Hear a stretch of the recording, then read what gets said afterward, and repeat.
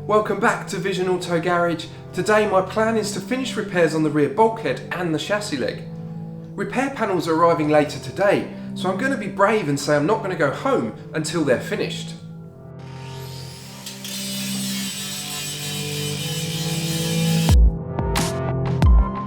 There's still a lot of preparation needed before any repair panels can be made to fit.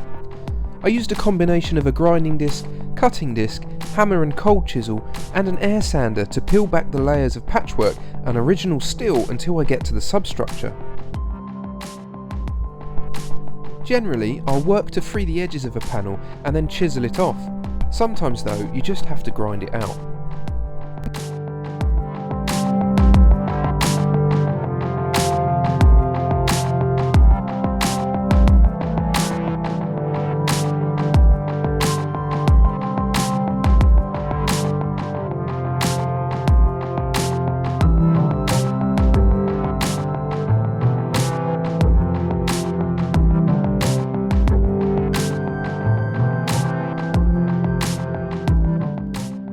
I've come across a bit of a problem on the rear bulkhead.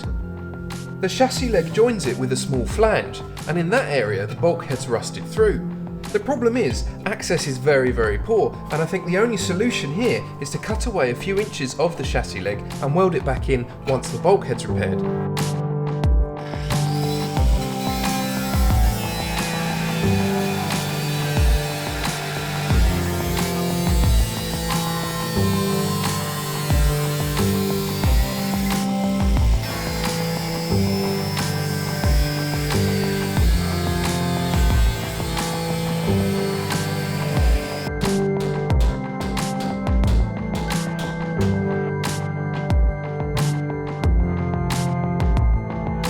I've decided to seam weld this joint between the boot floor and the chassis leg.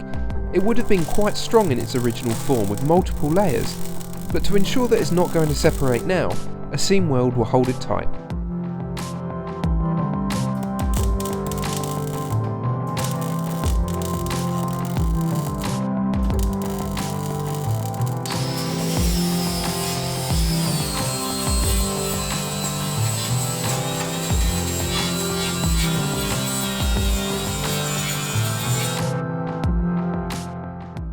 As I mentioned in the last episode, I'm going to make a strengthening piece to form a box with the chassis leg. This is effectively an extension of the piece that normally sandwiches between the leg and the shock bracket over the crush tube. Well, it's now mid-afternoon and I'm still waiting my repair panels to arrive. I've done pretty much everything I can until I get those panels because I don't want to cut away too much and I want to use the new panels as a bit of a template. I have, however, made my strengthening plate for the chassis leg and it fits really well. I've primed it with the zinc primer and I've punched holes ready to plug weld on. I've used the check strap bolt that fits through the crush tube to make sure everything stays in place. Around 4 PM and my delivery arrives, one box light. However, the box I do have is the rear bulkhead panel, so I can press on.